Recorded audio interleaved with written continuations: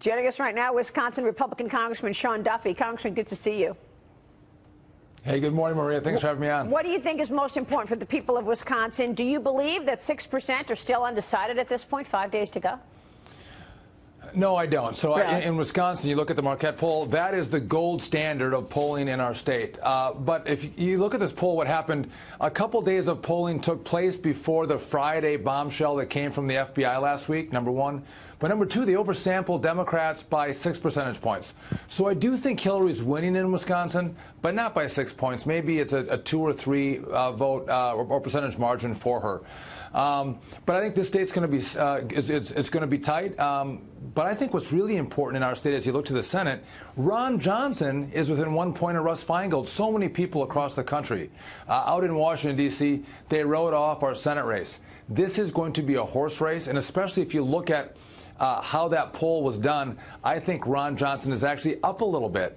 And what we're seeing in Wisconsin is this great tradition of ticket splitting. You'll see some who will vote for Hillary Clinton, but also they want to check and balance, and so they'll go vote for Ron Johnson as well. So we're not out of it here in Wisconsin, but again, Clinton has a lead. I'm surprised, Maria, as we've heard all morning talking about polling, how close Colorado is, though, and Michigan and Pennsylvania. If I was on the Trump team looking at polls, I might go, hey, these are some really great plays in this last 5 days before the election. You got to pick off one of these blue states. If you're going to get to 270.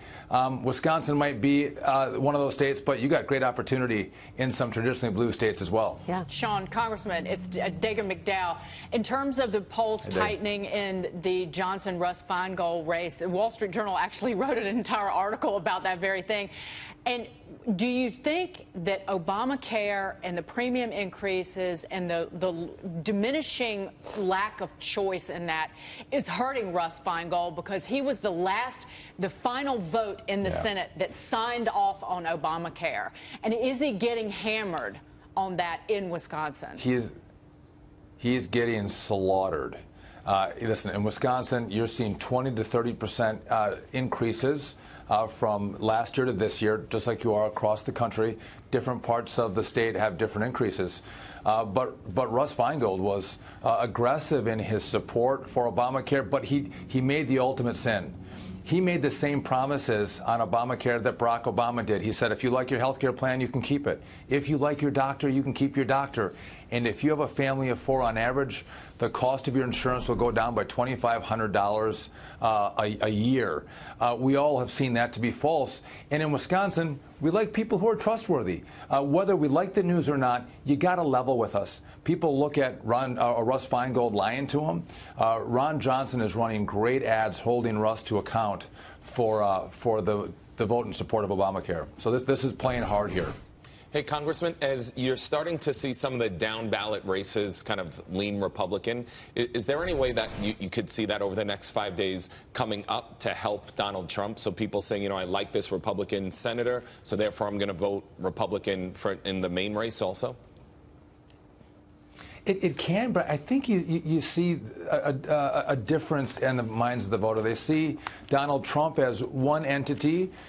He's kind of a unique or different Republican, and then they see their traditional Republican candidate as something else. So I'm not sure that you know, Donald Trump's going to help lift up Republicans in certain areas, or down ballot Republicans are going to lift up Donald Trump. You see a lot of folks running their own races, and successfully so. And that's why I think a lot of our senators are doing so well in states that that Trump might not be doing so well in. We have some House members where Mr. Trump is down by, you know, 15, 18 points in their districts, but they're actually winning by a couple points because there is this distinction, and people are looking at the person as opposed to the party. Well, what about Wisconsin being one of the states allowing voters to change their ballots? If voting at the polls or absentee, they are allowed to cancel their ballot if they think they made the wrong choice. I know Trump has been on the campaign trail saying, look, now we got this new information from the FBI last Friday. If you want to change your vote, what's your take on that? Is it going to move anybody to change their vote? Maria, this is the first I had heard about our ability to change our votes in Wisconsin. You can do it up to 3 times. But when Mr. Trump was here a couple days ago, he made sure that everyone in Wisconsin knew that if you made a mistake and voted for Hillary Clinton, you don't want someone who is crooked or corrupt or could be indicted by the FBI, you still have time to change your vote. I think it's been an interesting news cycle and campaign in that all this new information comes out, not just about Mr. Trump, but about Mrs. Clinton. And this is probably one of the first election cycles that someone wouldn't be locked in, and as new information comes in, we have politicians saying, you can still change your vote, go on in and you can switch from Hillary over to me, Donald. I don't know that we're going to have a lot of people do that, though. I think those who voted early were pretty well locked in on who they wanted to support. We'll see. What about the voter fraud story? Wisconsin reportedly deploying election integrity teams at the polls to make sure that there is no misconduct or wrongful denial of the right to vote. What's going on in Wisconsin in terms of watching these machines and making sure that there isn't voter fraud? Yeah, Maria, I don't want your viewers to think that because Donald Trump has said that this could be a rigged election, our Department of Justice, our Attorney General is deploying, this new team to watch our elections in Wisconsin. We've done this since 2004. And our Attorney General gets his team together. He deploys them around the state. And again, we want to make sure that our vote totals are accurate. They reflect the number of people and the votes that are cast in our state. And so you hear other places, you look at Chicago where you have a lot more dead people voting.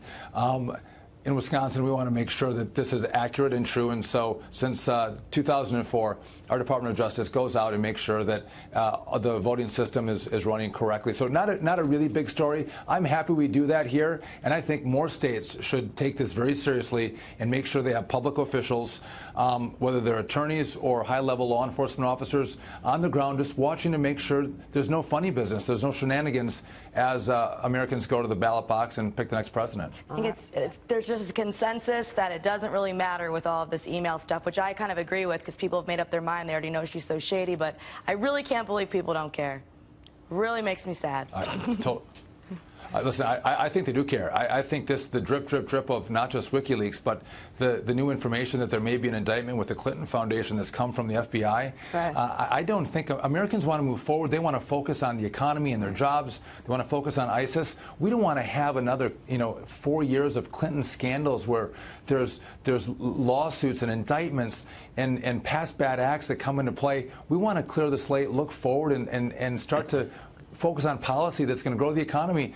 I don't want to deal with the corruption of past bad acts from the Clinton Foundation. And if she wins, make no mistake, that is going to drive the conversation in America as opposed to the families in America who have been suffering under 8 years of the Obama economy. And I ask this as a question, but are people increasingly going to have to look at that ticket when normally the vice presidential pick does not matter, and look at Clinton-Kaine and say, well, I could be stuck with Kaine at some point in the next 4 years? I'd prefer that to That's Hillary. a question. By the way, I just want to point out, Adam Shapiro reported this. Go ahead, Congressman. I was going to say, after that last debate between the vice presidents, I'm not sure I want Kaine either. Both Clinton and Kaine, I think, are bad for the economy and growth. Congressman, thank you very much. Just want to point out, in terms of the voter fraud story, Adam Shapiro did report yesterday that the Republican Party of Florida is accusing election officials of voter fraud in a key county, that's Broward County, which includes Fort Lauderdale. So we talk about this being, a story. Well, there is some evidence of it, and Adam Shapiro reported it yesterday.